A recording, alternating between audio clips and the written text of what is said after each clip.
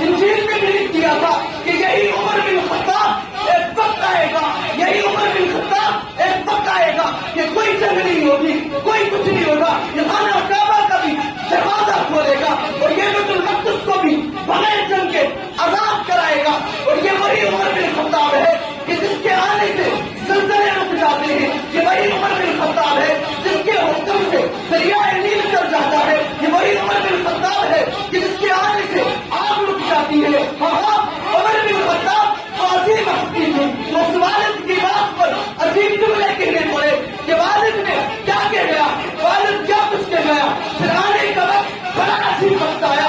عمر بن خطاب جوانی کو چل پڑے، جوانی میں آگے لڑکپن سے گزر کر جوانی میں پہنچے تو کہنے والا کہنے لگا اے عمر بن خطاب کہاں چلا ہے؟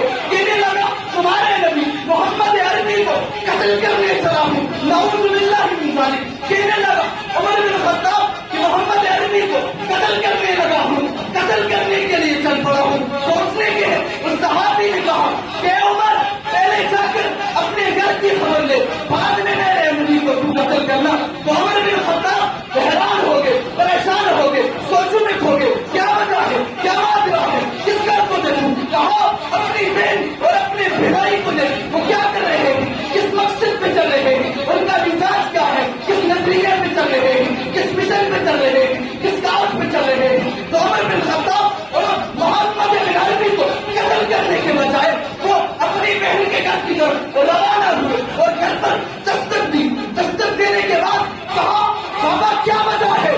کہنے لگا کون ہو؟ کہنے لگا عمر بن خطاب ہوں۔ بولا دروازہ کھول، کون ہو؟